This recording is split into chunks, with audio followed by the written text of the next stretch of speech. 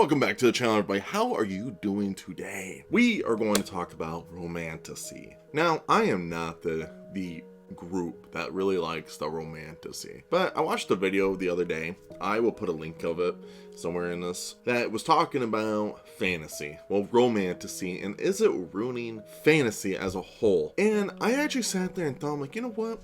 I want to talk about this a little bit, especially through the POV of a man who reads fantasy. And I've read a couple Romantasy in my lifetime, and I want to talk about what I think are the pros of Romantasy and then the cons of Romantasy. The real question is it really going to ruin fantasy? Sort of. And what I mean by sorta is there's a lot of things in Romantasy that I think is really good for the genre of just fantasy in general that brings in the audience more. It brings in more people to read fantasy.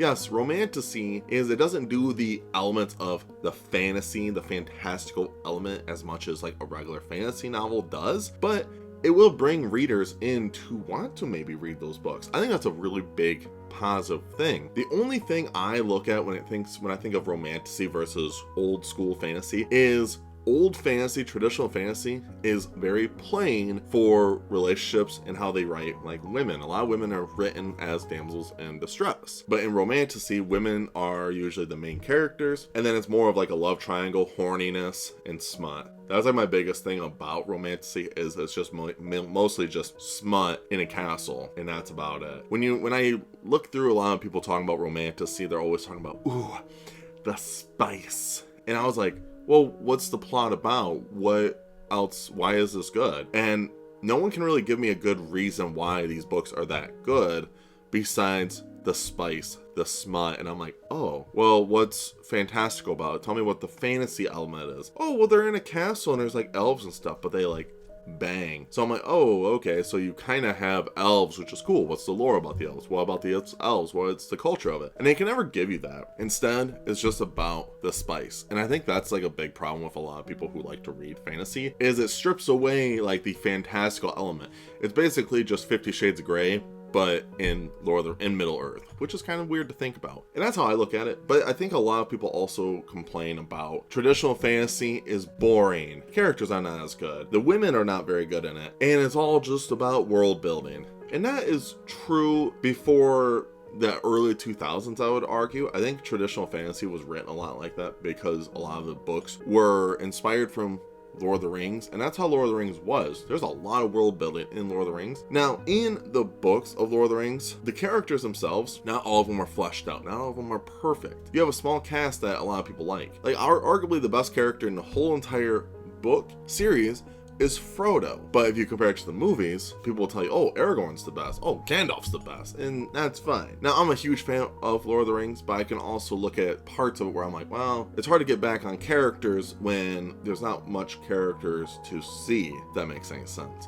And that's perfectly fine. It was written in the 40s, and I think a lot of older books for classic is a lot of people think are dry characters. I'm going to do a video about classic literature in the future. I want to talk about that as well. But we're talking about Romantasy right now. So I think when people go into fantasy and they expect fantasy to be just like Lord of the Rings or even The Wheel of Time, I think people are looking at the wrong lens. I think fantasy as a whole, you can actually find a lot of new age fantasy where it's fast paced, the characters are great, and the world building's still really good. We're stuck in that trap where people just assume, oh, this is just like Lord of the Rings. Oh, this is just like Wheel of Time. And it kind of sucks. The other problem is too with fantasy is there's a lot of books that are just so long. I got a video I want to talk about that too in the future. But like, we're going to use the Stormlight Archive, for example. Now, Brandon Sanderson is arguably the most popular fantasy author right now. And that's without a doubt. But in his most popular series, I would argue, is the Stormlight Archive. Each one of these books is over 1,200 pages.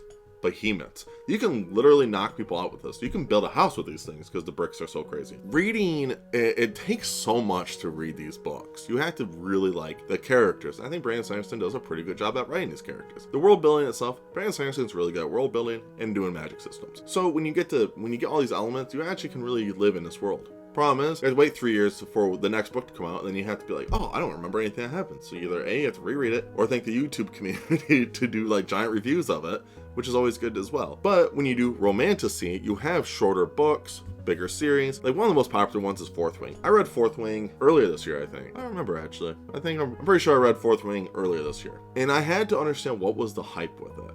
And I told myself if I actually kind of enjoyed it, then I will read the second one. And I did not enjoy Fourth Wing. Even though my girlfriend was like, oh, you should read the second one. Come on, Zach, just do it. I won't do it. Fourth Wing, I'm going to compare Fourth Wing to, I guess, The Way of Kings. We're going to compare the two of them, and I just want to talk about my thoughts on both of them, I think what both of them did better than the other. First thing is, Fourth Wing's plot makes no sense. That's the biggest problem about Fourth Wing. It makes no sense. There's dragons, which is sick. I was excited because I was like, you know what? I expect this to be like a horny book. It was. And you knew immediately where it was going. And when you ask people, why did you like Fourth Wing? They only talk about the smut scenes, the sexual sex scenes, and that's it. Nothing else in this book really gives you much of a feel of how good this book is. I've tried to really enjoy Fourth Wing when I was reading it, and I couldn't see why this book was good besides just the sex scenes. And I think that's what makes Romantasy popular, is because it's just horny people banging each other for like the plot, and the plot's very thin and not hardly there at all compared to fantasy. Like the Stormlight Archive, like The Way of Kings, wow, there's a lot going on in that, and then you have lots of great characters. They're all flawed in their own ways. They all are trying to get better, and they're trying to do more of themselves. The magic system's really good, and the plot is also really good as well, and the world building. The only thing that Stormlight doesn't have is the smut, which no one complains about, because Brandon Sanderson and a lot of others is like, well, we don't need that in a fantasy novel. People want to read fantasy to escape, and I feel like with Romantasy, it strips the fantasy part away, and it's just smut, and it really makes me upset when I read Romantasy, because I go in with an open mind on everything I read, and when Romantasy only focuses on one thing like that, it's kind of annoying. Like I said, the pros for Romantasy is where you can introduce people into fantasy. Romantasy is a very easy genre to dip your toes in, to really feel like, hey, do I like fantasy? And then you can eventually read other books that are fantasy that isn't just Romantasy. Like I said, I think a lot of people always talk about the romance in just traditional fantasy. Now, my biggest beef with traditional fantasy is the romance side of things. The Wheel of Time. I have a whole video coming out for the Wheel of Time in January because I am finished with it and I want to talk about the whole thing. With the Wheel of Time, the romance is, well, not just the romance, but the romance in it is arguably one of the worst things in that whole series. People just start dating each other and no one knows why. They have a couple of chapters together and then they just, boom, just start dating, and you're like, oh, okay, there's no growth between them. They just argue all the time and then boom, they're together. That's the Wheel of Time for romance. It's awful. Doesn't feel organic. But Romantasy does the same thing, where they just think the other person's hot, so then they kind of just start banging. And it's like, oh, well, both sides are just really bad at it. Me as a reader, if you have romance in your novel, I want to feel it being organic. I want to follow when they first start seeing each other until the very end. That's what I want to see, and I think that's where, sadly, I feel like we are bending away from that. When I was thinking of Romantasy when it first was coming out, I was expecting like a Emily Henry book, right? Mixed with Lord of the Rings. Good fantasy, good romance with great fantasy in a blender. But I'm afraid that we are not in that position. I feel like we are saying, hey, we are in a fantastical world with hardly no world building, but we have romance, and the romance itself is not even believable because they only look at each other for their physical appearances and there's no deep dive into it, and it's only surface level, and I think that's just a really bad way to look at both sides of it. And I just struggle with that because I'm like, man, I like to see things grow, but I think Romantasy itself is just not the greatest genre, because I think it's just romance, except in a fantastical world where there's no fantasy, there's no lore, there's hardly anything about it. Yeah, you have dragons in it, but then you make the dragons like have a mind with you and they become horny dragons, so that's why you become horny for like this other guy, and then that's why you guys bang. It's really cringy. I'm not a big fan of it, and that's why it's like I look back and think about these things a lot. I really do. I like to be open-minded, like I said, about fantasy and about Romantasy, about like romance, smut, all that. I try to be open-minded about all of it, and I'm afraid that when I think of Romantasy, I just think it's smut and castles, which it kind of is. Like every time I watch videos on BookTok, I watch videos on booktube, and when they always talk about Romantasy, all they do is talk about the spice. And I'm like, well, what about the characters? And they're like, oh, it's just the spice. Who cares? And it's just, it kind of sucks. Now, the only person I know for an author that does a pretty good job at Romantasy is basically the queen of Romantasy. She's the one that makes it all popular now, and that is Sarah J. Maas. Now, my girlfriend's a big fan of the Throne Glass and the ACOTAR series, so I'm gonna be reading ACOTAR next year. Yippee. All I know is she does the best job with characters and romance for like these.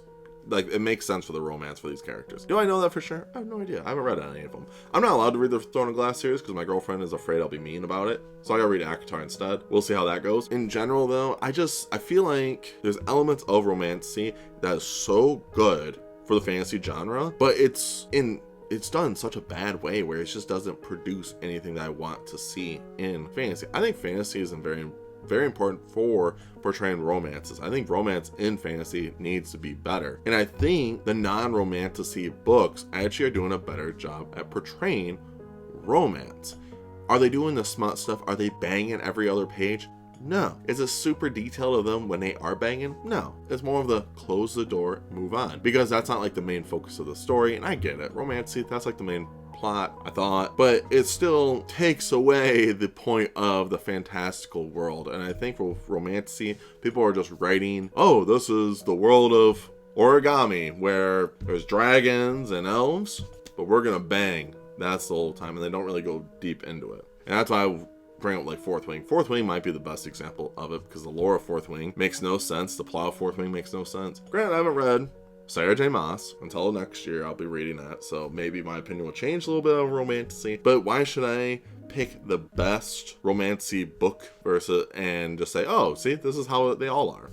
I don't think they are. And when I pick fantasy, I'm not going to ever pick like the best fantasy book. I can think of other books in fantasy that do a really good job at portraying romances, but they don't show like the smut part of it, and it just makes it feel very organic. And that's what I really like. I think organic, slow burn romances are way better because, man, we get to the part where it's like, oh my gosh, this is perfect. But in Romantasy, it doesn't really do that. It's just like boom, boom, boom, boom. We gotta do it.